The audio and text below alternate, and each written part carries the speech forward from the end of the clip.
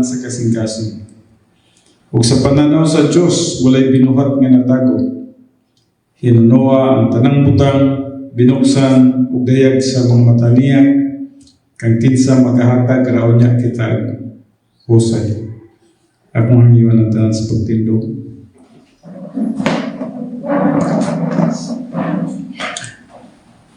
Amahala mo nga Diyos, niningatak na sa kabutagon. Kami mag-duol na usab diha sa imong balaan nga presensya. Salamat sa imong plano, sa katuyuan, bisan man sa tagsatag sa namong ka mga kinabuhi. Ngayon, samtang nagahulat kami sa imong pagbalik, among mapahimuslan ang panahon diya sa pangalagad kanimo, pinagi sa pagtuon sa imong pulong. Ubani kami nining panahon sa among pagtuon sa imong pulong, nga mo ay pinaka-highest form of worship. Nga di nagasimba kami na kanimo pinagi sa pagtuon sa imong pulong. Tabangib sa man ang imong mga kanakan, usab imong alagad sa pagdala sa imong pulong, ang kining tanan maghatag lamang tinuod nga pagpasidungog, pagdayon ug paghimaya nga nagkanimo. Kini ang ginatugyan, ginapasalamatan nga madawat, pinagi lamang sa pangalan ni Kristo Jesus. Amen. Usa ka pribilehiyo na usab ang gihatag sa Dios nga ni kanato, nga diin gihatagan kita panahon pa, nga diin kita makasimba kaniya sa espiritu sa kamatuoran. Every time na magbasa kita sa pulong sa Diyos, it seems nga murag lagsi kita o powerful kita. Murag na kita'y gahom, na kita'y kusog. And I remember sa dihang tudlo si Glinda may tungod kay Jeremiah. Especially sa Jeremiah 2:19, nga itong makita din unsa ka powerful ang pulong sa Diyos. Sa dihang ang Diyos nagasulti kang Jeremiah, pagsulti niya kay Jeremiah, ayaw ka magkahadlok. Ganong dili man ka dapat magkahadlok. Tungod kay na ako magatabang o magauban kanimo. Word from the Word of God na itong ginabasa. But sometimes, sa dihang atong i-reflect ang pulong sa Diyos, anak ka powerful. O ma-remember na ko itong during that time o Moses usab. Gikan sa first Meribah incident, katong mga nag-complain ng mga Israelites. Grabe yun ang mga Israelites ka pagkadili matinuo. Walay pagtuo, wag ipagsalig. Bisan pag nakita na nila ang madagko ng mga milagro ang gibuhat sa Diyos, katong the 10 plagues sa Egypt, nangamatay ang tanan ng mga anak na lalaki sa mga pamilyang Ehiptohano, para nga mapagawas naman ang mga Israelites gikan sa paggulipon sa Ehipto. And then, sa diyang nakaabot na sila ngadto sa Red Sea, o nga wala na gid sila'y kadaganan pa, kay natuyukan na sila sa bungtod, sa dagat, o sa mga sundalo sa Ehipto. Apan, sa diha nga ang Diyos nagapahibaludaan kang Moses, gituuhan ni Moses nga ang pulong sa Diyos tinuod yun. Busa, relax lang si Moses kung nagasalig siya sa Diyos. Pag mo ka nang diha sa Exodus 14:13, matod pa ni Moses, stand still. Stand still, kuwan lang, barog ka mo nga maligon. Tanawa ninyo ang pagluwas sa Ginoo nga kaninyo. Imagine na kung saan hitabo dito sa Red Sea. Yun sa Diyos pagluwas ang mga Israelites. Ang dagat natunga, nanghagi sila sa dagat, and then nakalusot sila. Apan ang tanang mga kaaway nila nga nagagukod kanila kung saan hitabo. Nangamatay ang tanang.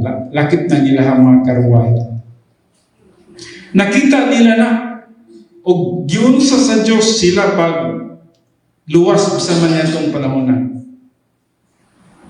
Mga milagro ang ihatag sa Diyos, ipakita sa Diyos nga ito kanila. Nga dahil gamhanan nilang Diyos. Apa na itong nakita, paglabas nila dito sa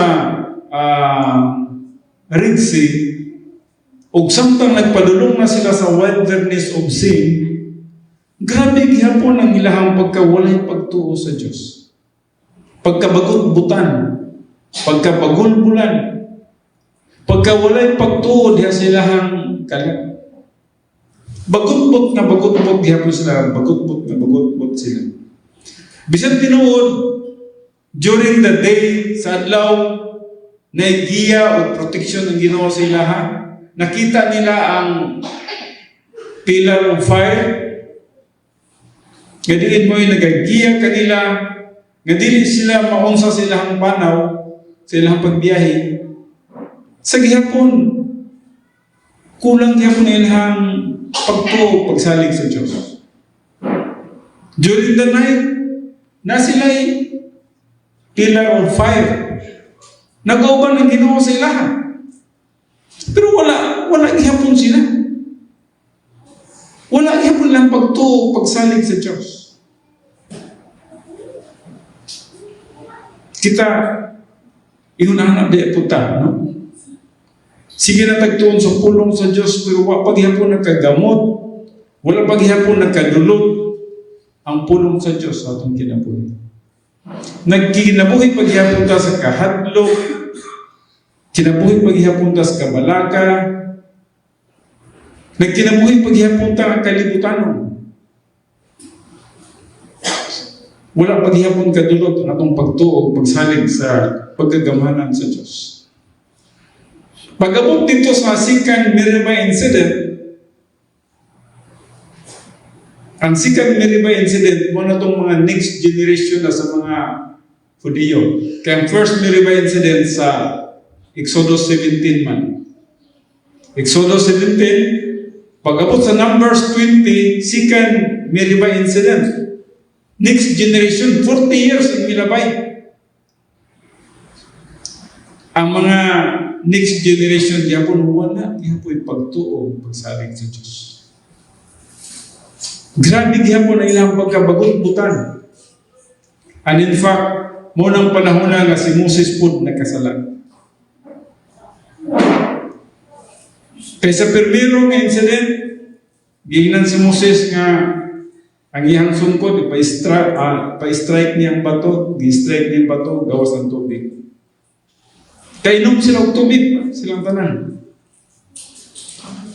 Ang prinsipyo lang dito nga, musunod lang ka sa pulong sa Diyos. Sa Second Meribah incident, hingnan si Moses, speak to the rock. Wala si hingnan nga, ayan nag-i-strike ha. Speak na to the rock. Pero sa kibot ni Moses, iyang gibunalan, kapila. Kapila. Kaduha.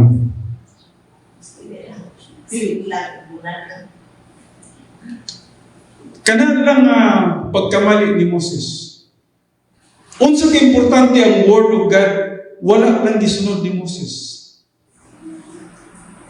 Wala na nakasulod si Moses o katong mga henerasyon sa land of promise.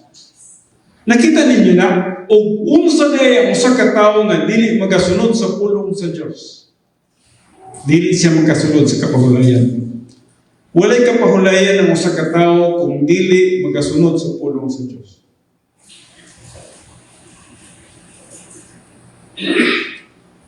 Gamay lang kayong ligas. No? Giingnan si Moses sa Ginoo. Wala nimo gisunod ang akong pulong. You never set me apart. Wala nimo gisanctify ang akong pulong nga gisulti sa imuha. When I said, speak to the rock, ang imong gibuhat, gibunalan nimo ang bato. Di kaduha pa gyud nimo kay nasuko na ka. Kasi dito po kung Moses. Pati si Moses ug siya Aaron wa kasunod sa langit promise.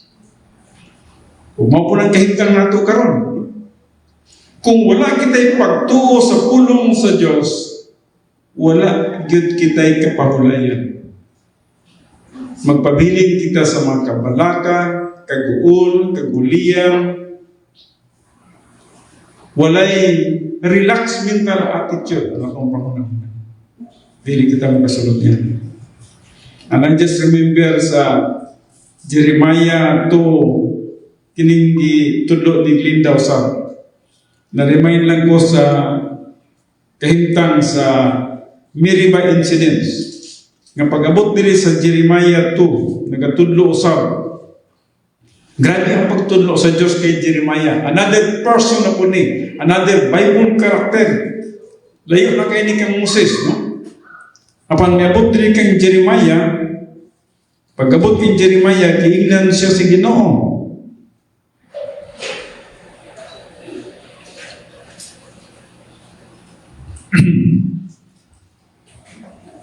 Kadali.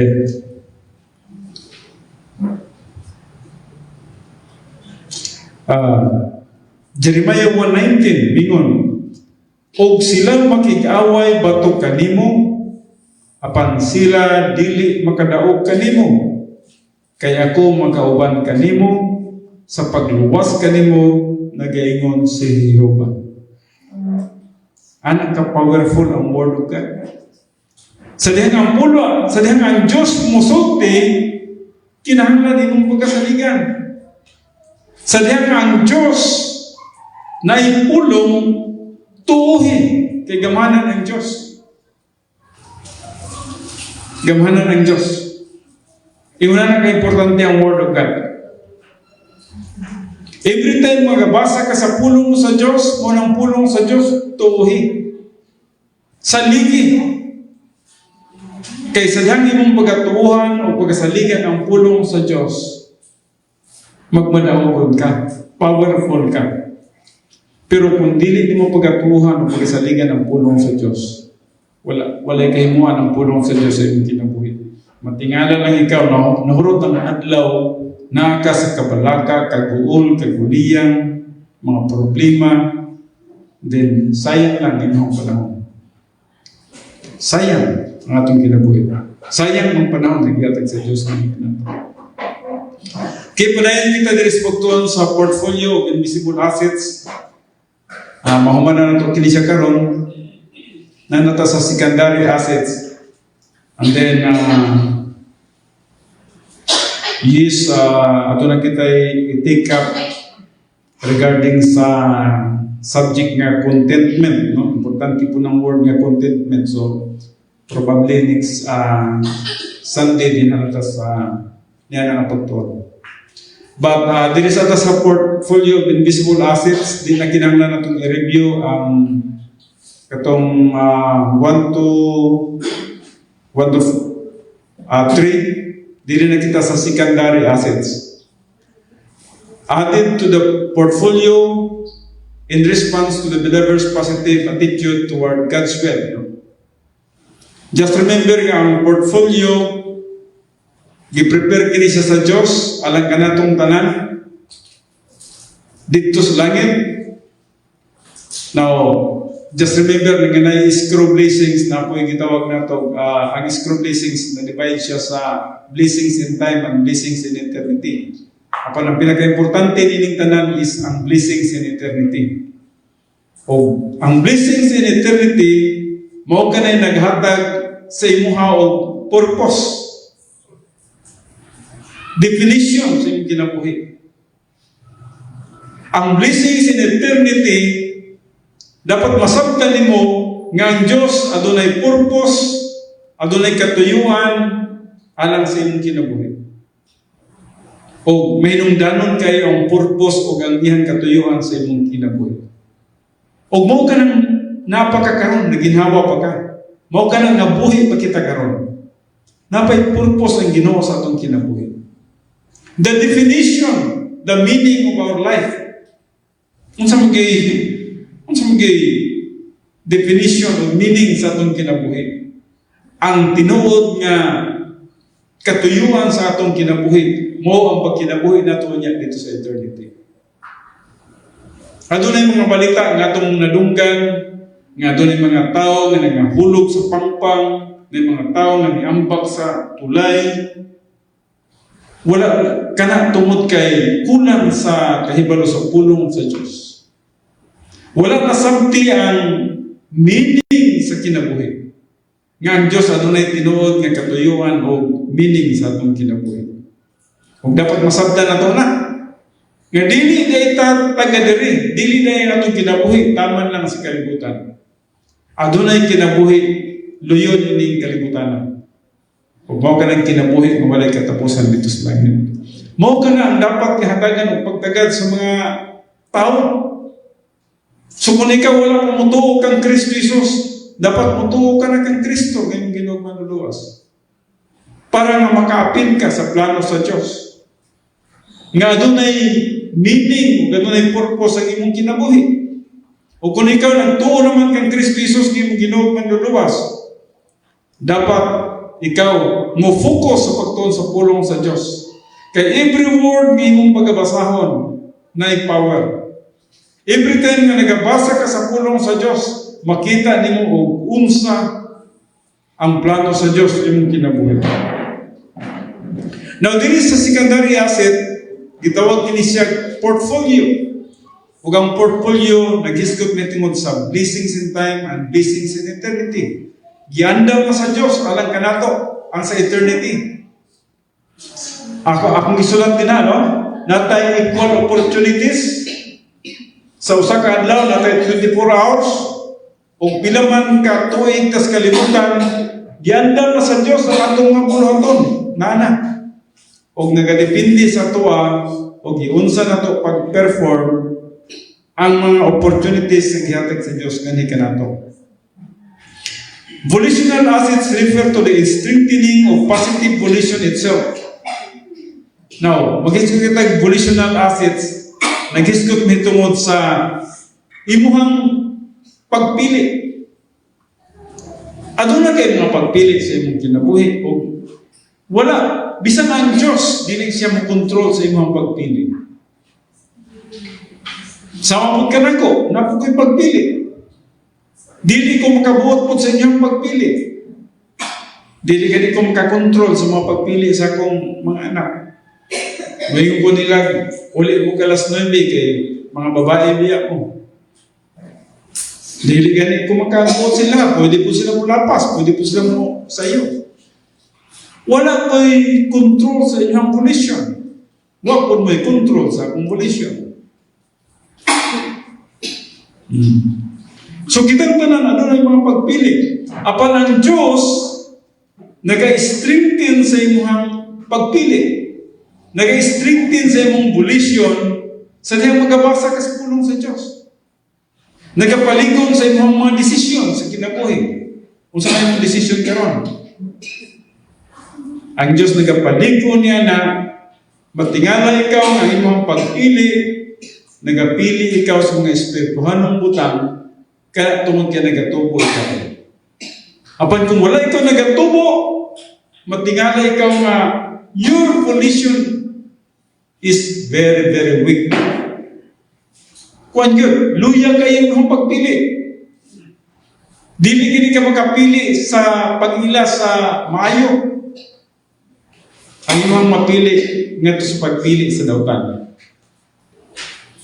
But here, volitional assets refers to the strengthening of positive volition itself.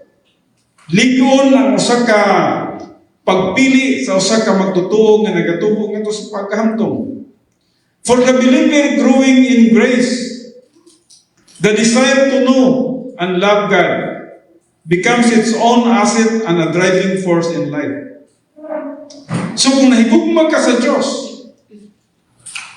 ang usa ka magtutuo nga nahigugma sa Diyos, mao kaning usa ka magtutuo nga nagatubo diya sa grasya, o kay nagatubo man siya, ang iyang mga desisyon sa kinabuhi, ligon. Nakita ninyo kung sa kalinan sa desisyon nga ligon o desisyon nga weak. Kung sultian ka nga mga tutag paradise, adlong Domingo, uban ka. Kay weak man yung desisyon. Kung ingnon ka nga magsuri-suri sa tagmol karon, adlong Domingo, uban ka. Kay weak man ang imong desisyon. Luya ang imong desisyon. Walay spiritual dynamics. Pero kung musa ka magtotoo, ligon ang iyang desisyon, ligon ang iyang pagpili, bisang pagkinsang mga tao ang mudali o mudala sa iyaha, nganto sa karnalidad, di gina siya musugot. Strong ang iyang no decision sa mga butang na dili makapahimot sa Diyos. Apan kung weak ang iyang desisyon, weak ang iyang volition, bisan man sa mga gagmay kaayaw ng mga butang, madalas siya. Masakit siya. Magsubo siya. Magsubo kung may tao nga manghilabot sa iya. Ako di ko gusto manghilabot ng tao. In fact, wala ko'y tao nga may tao nga nangaway sa kuha, pero dili ko nagapangaway yung tao. Wala ito. Dili pwede na, no? Nga mugawas na din na. May mga tao nga pwede tang mag-argue sa doktrina. Pero, di na lang tama ito. Pero kinahanglan mo barog tas doktrina. We need to stand. Kinahanglan barugan na ito ang pulong sa Diyos. Now, mga tao, pwede nga weak ang ilang desisyon. I just hope na magiging strong na itong mahimutang natay strong personality with regards to spirituality. No? Barog ta. When God says, fear not, ayaw kadlok. Kapila naman tagi hadlok. Ruwa man tagi hadlok. So confidence from his own cumulative experience of God's grace. Nahimo ikaw nga naliko ng imuhang pagtuo, pagsalig sa Diyos, tungod kay nagsumpay-sumpay na o nagkadaghan na ang imong eksperyensya sa grasya sa Diyos nga tinuod sa imong kinabuhi. Na-experience nimo ang pagkamaayo, pagkagrasyoso sa Diyos sa imong kinabuhi. Pagkatinuod sa iyang pulong sa Diyos sa imong kinabuhi. O tungod na nalikon ang imong pagtuo, pagsalig kaniya. Busa ang imong desisyon usab napaligon. Musulti kag no sa diyang nakita nimo nga dili maayo. Musulti kag yes sa diyang nakita nimo nga kini maayo. So na kay strong na desisyon sa imong kinabuhi.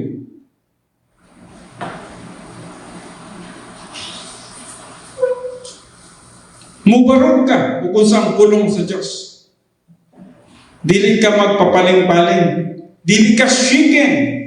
Ay imong doktrina, ligdong ang imong doktrina. Mubarog ka sa imong gituuhan. You will stand in the gap, no?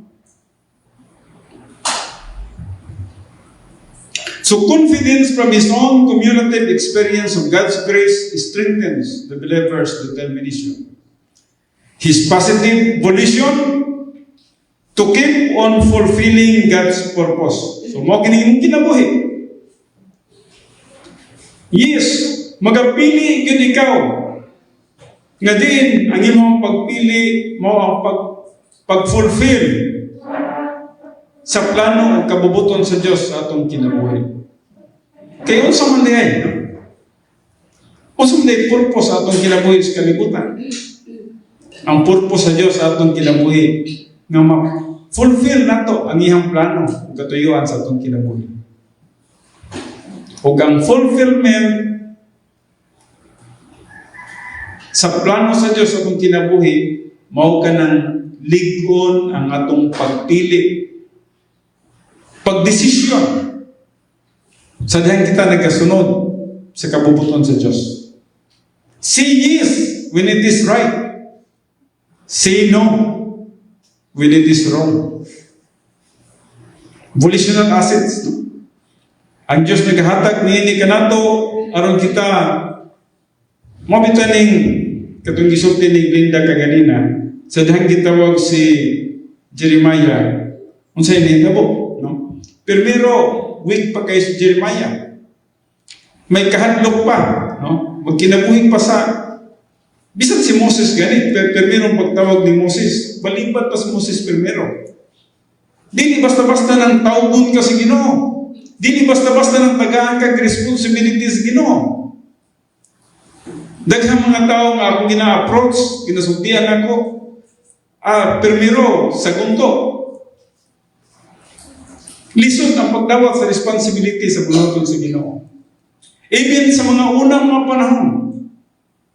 Si Moses, grabe yung pagbalibad ni Moses. Dili, lisod. Si Jeremiah, una-una, si Jeremiah, kung mayroon siya, weeping prophet na siya. So, weak yun siya of personality. Weakness of personality. Pero sa diyang ang Diyos nagasulti kaniya, and then nasabta na niya ang purpose of meaning sa iyang kinabuhi, go na siya. Ninggo na siya. Walay ko kahadlok. Naarang ang Diyos. Once nga ang Diyos musulti, ang iyang pulong powerful. O bisan karon ang Diyos dili musulti sa tuwa, basahan ang iyang pulong powerful. Mo biya na ginabasa nato kada sugod. The word of God is alive and powerful. Sharper than any two-edged sword, piercing even to the sunder of soul and spirit. Mudulot siya. Naka-powerful ang word of God. Pero kung dili na mabasa sa pulong sa Diyos, kung saan man nato magmadaogon ta, wala man tayo power kung di ta magtuon sa pulong sa Diyos. Pasalamat ko nga sa kadugay panahon nga nagsigi ko gunahuna sa nightly Bible study na kasugod na kita. And I really praise the Lord. Adonai pipila. Usahay, mabot mi kunong, 8, 7, 3, 4. Apan salamat nga nasugdan na nato ang nightly Bible study diri. And I just duhok nga magmapadayonon kamo. Kamo kung wala mo trabaho, yan amoy nakita ninyo nga namoy tsansa nga mo apel, pwede mo mag-apel. Di mo ito compulsory do. Kaya layo-layo biyang tibong ko. But I really praise the Lord nga adunay pipila. Kung anak ko, 3, 4, 5 o kinakaya. 8, 7. Anak na importante ang pulong sa Diyos. So kung nagatubo ka nga ito sa pagkahamdong, ang imuhang kinabuhi, ang driving force nimo sa imong kinabuhi mo, ang imong paghigugma sa Diyos, tungod sa pulong sa Diyos, ngayon mga salta.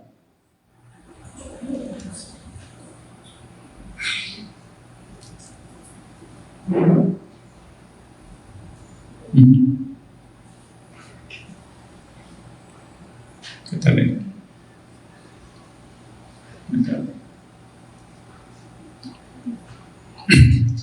Now, tutas number 2. Motong volition ang number 1 sa secondary assets. Nanata sa secondary assets, humanata sa primary, no? Sa secondary assets, number 1 is volition. Dapat ligo ng imong volition. Ligo ng imong pagpili. Dili luya. Dili dapat luya. Dapat na kay pagpili ng likon. Ikaduha, production assets highlights the availability of God's own strength for serving Him. Ngunit production assets. Ang Diyos gusto niya nga makita sa imong kinabuhi nga naka nagapangalagad ka sa Diyos.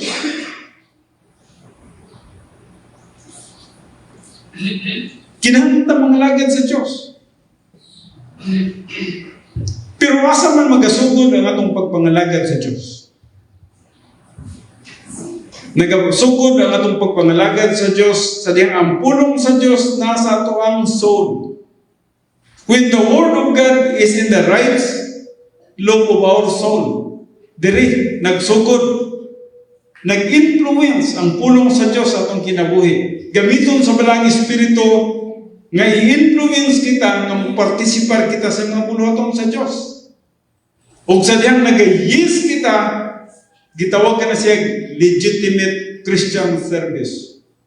Legitimate Christian service empowered by the feeling of the Holy Spirit and motivated by Bible doctrine. Meaning, dili lang na itong desisyon mo nga miyanha ka sa simbahan, nga okay na to siya. Kikinahalan nga masabtan nimo nagsugod sa imuhang kalag. Nga imong pag-anhin niya idiri, klaro o motivated tungod sa strong will. Ligo ng imong pagpili nga ikaw musunod sa Diyos, pinagi sa pagsimba. Huwag mo nang aniya ka karon. Wala man siguro yung naguyod di mo, nagidala ka na rin, no? Huwag man siguro kagipugos na guyuron dun ka nga muanhin din, wala man siguro. Ikaw man yun, ang yanhin rin, no? So, mao ka na ang gitawag na to participation. Pero, hinumduman na to, asa na muna? Sa Word of God nga nasa itong kalag. Sa diyang nasabtan niyo ang pulong sa Diyos, diya sa imuhang kalag, ituuhan niyo mo. And then, gigamit sa balang Espiritu, dili magyud musulti ang, siguro, yung ka, pastor, man musulti ang Ginoo sa kuha, sa sayo sa punta, gaginay ko, tingsimba karon na, di man ka magkanong niya na, no? But diha sa right of sa imong soul, nakita ni mo nga ang mata na ko sa iyo. Maligo na ko. Mukaon na ko. Muadto na ko. Mo ka na nagalihok sa itong right of the soul. Magtuon ako sa pulong sa Diyos. Maminaw na ko. Mag-focus ko.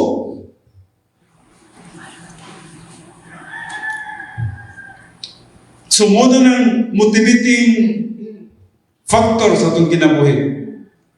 So, perform ka na siya through a wide range of activities, including mapilanihan witnessing, working in the local church, charitable giving, pwede.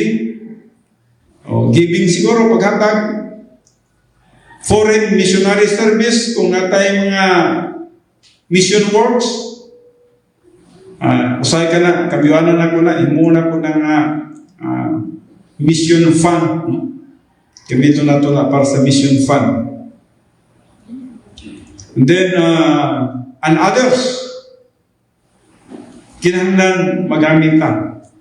Ang purpose ko sa Diyos sa itong kinabuhi, na meaning o purpose ang Diyos sa itong kinabuhi sa dihang kita nahibalo sa plano sa Diyos. Naiplano ang Diyos sa ating kinabuhi. Laong kayo ang plano sa Diyos sa inyong kinabuhi. Dili mo makutkot sa ilalong sa yuta ang plano sa Diyos. Makutkot nimo ang plano sa Diyos sa Word of God. Masabtan nimo ang plano sa Diyos sa inyong kinabuhi sa dihang pagkatunan nimo ang pulong sa Diyos. Og laong og dato kayo ang plano sa Diyos sa tagsa-tagsa nato ka kinabuhi. Balik ko na ko. Laom o dato kayo ang plano sa Diyos sa atong mga kinabuhi. Dili taphaw. Dili pang kalibutan. Kaya ang kalibutan, taphaw rin yun. Ang plano sa Diyos sa itong kinabuhi, pagkalawon, pagkadato, pagkanindot, pagkamayo. Huwag ikinangan masabtan mo na. That's the meaning of your life. Muna yung meaning sa inyong kinabuhi. Muna yung definition sa itong kinabuhi. Kung wala ito na masabti, huwag kita. Kung kita, hampak kita sa kalibutan ng mga pangunahon. Hampak kita sa mga kalibutan ng panganday. Hampak kita na ining kalibutan. Apan kung masabtan mo kung sa ang plano, katuyuan sa Diyos sa imong kinabuhi. Personal sense of destiny. Number 6 sa problem-solving devices. Kung enemy ato man ang iseries, time will come atong pag-teksa-teksaon ka na siya. Masabtan niyo ang personal sense of destiny. Masabtan niyo ang occupation with the Lord Jesus Christ. Masabtan nato na sa labot ng mga adlaw. Ato ng pagatunan. Now, diri sa 2 Timothy 2:21, nagaingon din if a man cleanses himself from the letter, nung sabot din sa Cebuano, kung ang usa ka tawo magbalaan sa iyang kaugalingon gikan sa pagka talamayon. Unsa may mga talamayon din na abot nito sabot katong nagbuhat ka dili mayo. Nagbuhat ka og dautan. Wala. Kung ang usa ka tawo kuno nagalipyo gi sa iyang kaugalingon gikan sa pagkatalamayon, he will be an instrument for noble purposes. May po siyang instrumento alang sa mga nindot o espesyal nga katuyuan. Made holy, maghimo nga balaan, then useful to the master and prepared to do any good work. 2 Timothy 2:21. Now, kung atong ipasabot kini sa yan nga paagi, mura kini siya mga galamiton sa imong kusina. No? Di ba, natay galamiton sa itong kusina? Naman siguro ang tanan? No? Na siguro kay galamiton din ang imong gilain. No? Siguro gilain mo na para sa bisita. Espesyal, no? Kaya mo lang sita sa din na. Kaya kung na kay bisita, ito yung kay hilig ba kita. Usahay lagi. Madutlang mo ta sa approbation last, no? Kay gusto mo na ito nga malipay ang tao tungkol sa atong handa o i-prepare sa ilahan. Manghinahot lang ka na din ang provision last, no? Pero yes, nag-prepare ta na. Gusto na ito nga welcome kayo ng atong bisita, nag-enjoy ang atong bisita, nalipay ang atong bisita. Mauna itong purpose niya na. So natin mga galamiton ngayon na. Ginagamit na ito para sa special purpose. Na-special nga kagamitan. Now, dili nag-ingon, useful to the master and prepared to do any good work. 2 Timothy 2:21. Kung ang usa ka magtutuo di ay, nagbalaan sa iyang kinabuhi. Nagbalaan, meaning to say, actually, synonym siya sa Eusebia. Kasi sa Grego, Eusebia sa 1 Timothy 6 verse 6. No? Sa 1 Timothy 6 verse 6, ang gamit din is Eusebia with autarkias. Now, usay mo yung pastor, isura pala na pastor Roy. Sige lang, ito lang i-explain. Ang Eusebia, sa English, gitawag siya godliness or piety. No? Godliness or piety. Andin siya with contentment, itong autarkias. No? So kung ang kinabuhi sa ka magtotoo, nagkinabuhi sa pagka-Diyos nun, ubanan. Sa gitawag na ito, contentment, kung saan dito mo, makaganansya siya dako. May ganansya mo sa ka magtotoo, kung nagkinabuhi siya nga matarong, nagkinabuhi siya nga balaan, plus or associated with contentment. Kung nasa pagkontento sa iyong kinabuhi, makaganansya siya. Kung sa may ginansya niya, peace, joy, sa pa, love, patience, iyang ma-experience ang kanindot sa kinabuhi ng espirituano. Now, dili ang iyang iskutan, kaya sa magkini kasinunit sa Eusebia, ang iyang iskutan din nagkinabuhi nga sanctified, binalaan, nagkinabuhi nga balaan sa tubangan sa Diyos. Kanang sa adlaw-adlaw ni mga pagkinabuhi nga nagkinabuhi ka nga balaan, kaya wala ka ng suko, wala ka ng kaguol, wala ka ng kabalaka, wala ka ng kahadlok, puno ka o pagtuo, pagsalig sa Diyos. Nagkinabuhi ka nga balaan, unsay benepisyo, useful to the master and prepared to do any good work. Ang usa na katao nga naglimpyo, nagbalaan sa iyang kaugalingon, gamiton siya sa Diyos sa mga special purpose. Murag ka itong imong plato. Kuhawan mo imong plato, kaya nagay-bisita, dali, kaon ta. Kung pagkaon nila para sa ilaha, matagbaw sila sa pagkaon kay limpyo, guwapo, lami ang pagkaon, nindot ang kahimtang, nindot ang environment, natagbaw nimo ang imong bisita. Gi-prepare nimo kadto para nga masatisfy ang imong bisita. Sa samang pagi, ang usa ka magtotoo nga nagkinabuhi nga balaan, giandam siya sa atong kinsa man Ginoo, Master. Giandam siya sa tanang mga buluhaton aron nga makaproduce siya og good works. Now just remember, kanunay na ko lang ginatudlo. Una, dahil kita makabuhat, makaapil sa Christian way of life, dapat limpyo sa kita itong kinabuhi. Dili ta makaproduce og good works. Agatos. Dili ta makaproduce og pagbuhat og maayo nga din madawat sa tubangan sa Dios kung dili ta limpyo. Kanunay ginako nang gina-emphasize, no? Useful to the master and prepared to do any good works. 2 Timothy 2:21. For we are God's workmanship, created in Christ Jesus, to do good works, which God prepared in advance for us to do. Ephesians 2:10. Wala pa ta na tao na naigiandam ang Diyos sa tuwa nga bulaton. Kanang ni sulat diha, nanay, mabito lang ang grasya sa Diyos dako kayo. Kaya ako, magiging kong magdahon nga, mandi ko sa pulpito, murag layo mo kayo, murag imposible gini kayo sa kong una-una ba nga, ngayon na ako sa pulpito.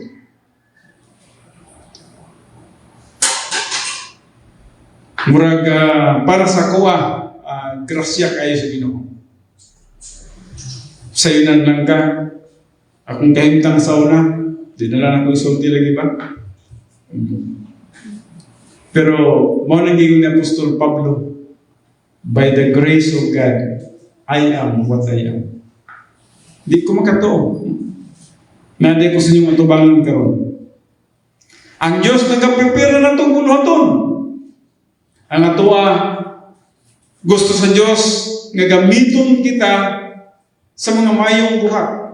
Apan, sa unsang pagi, kinahanglan maglimpyo kita sa atong kaugalingon.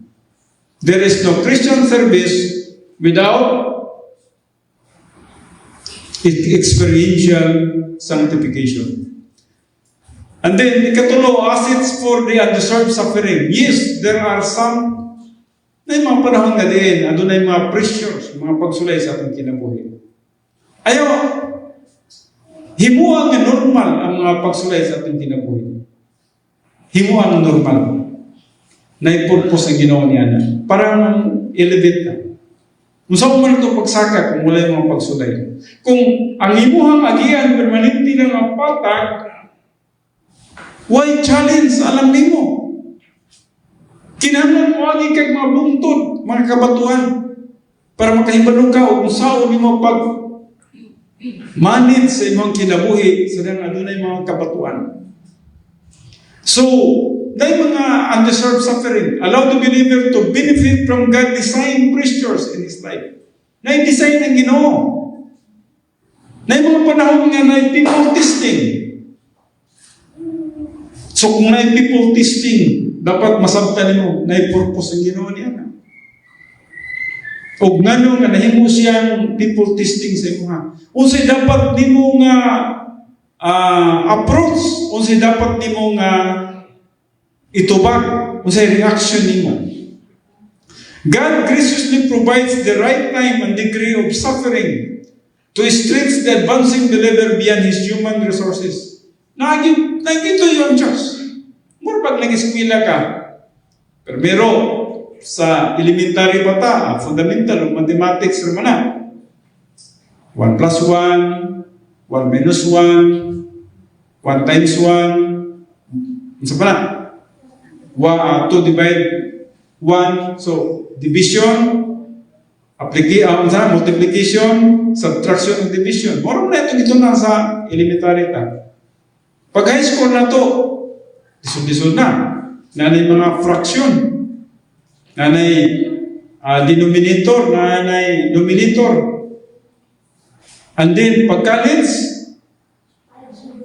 katawas jak-jak.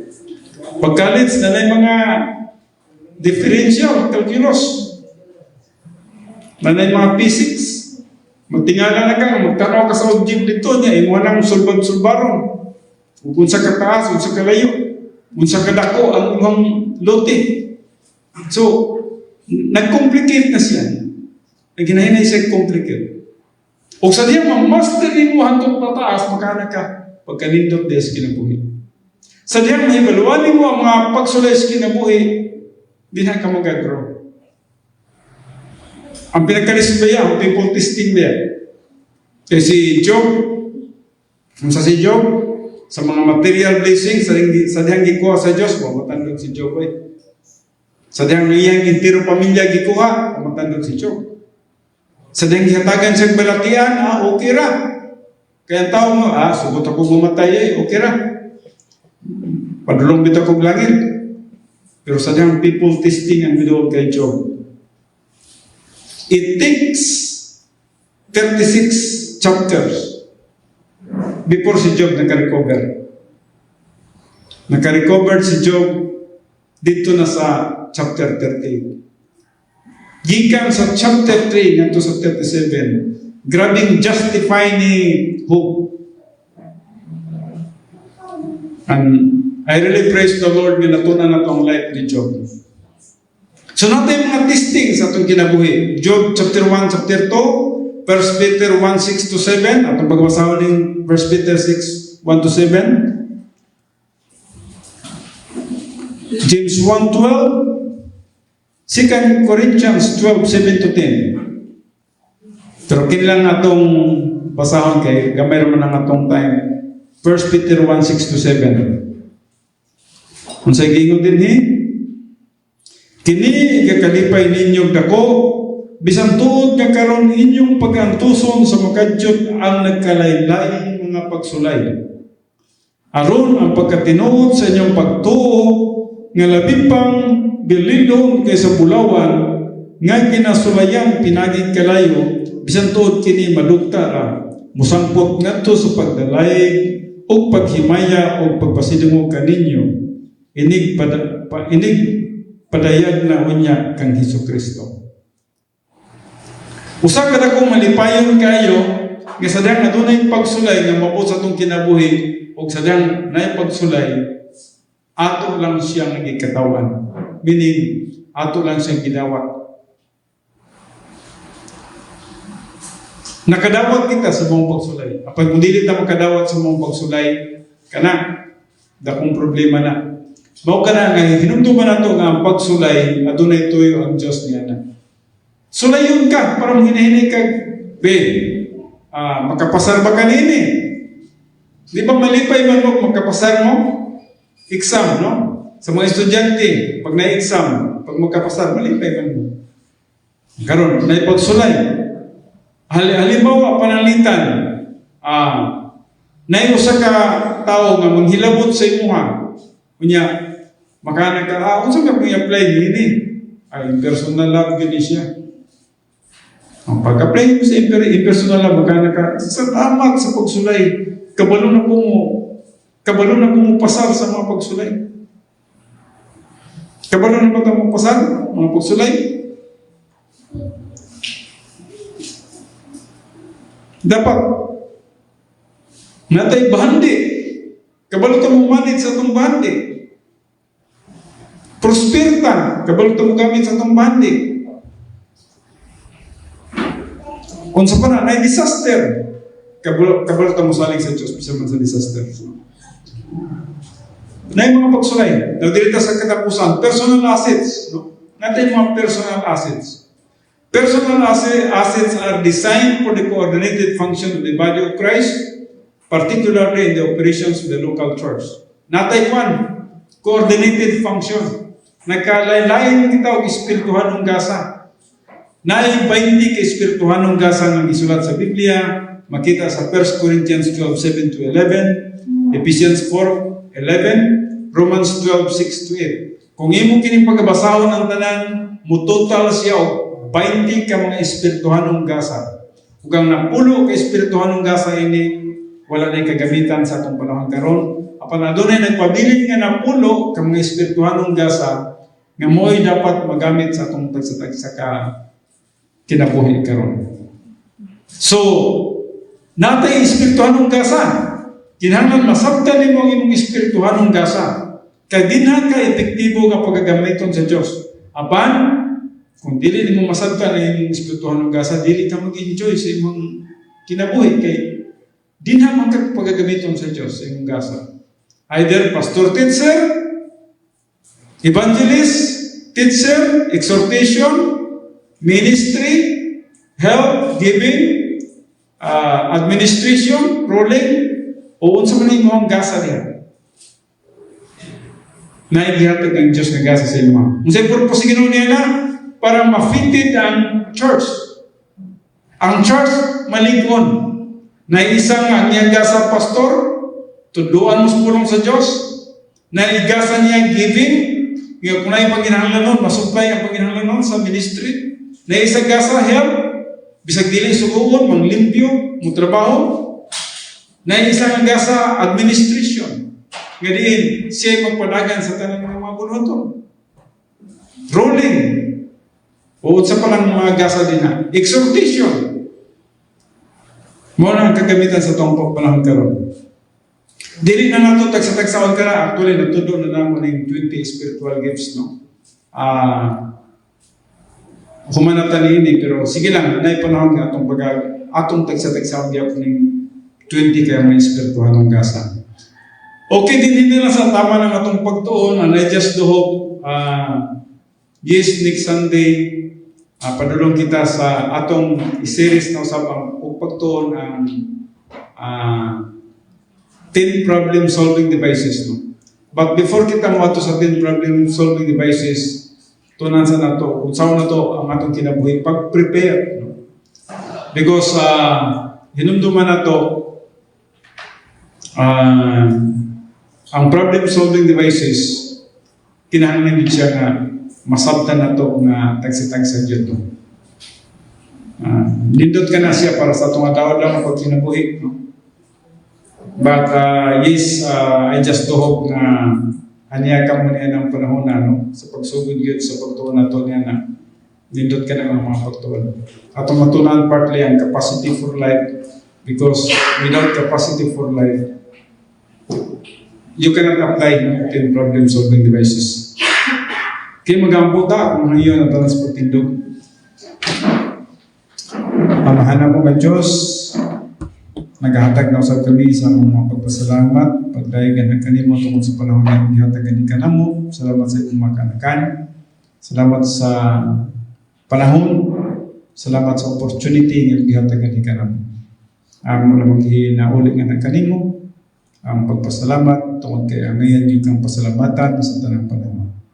Kini ang ginatugyan pinaginawa sa pangalan ni Kristo Jesus. Amen.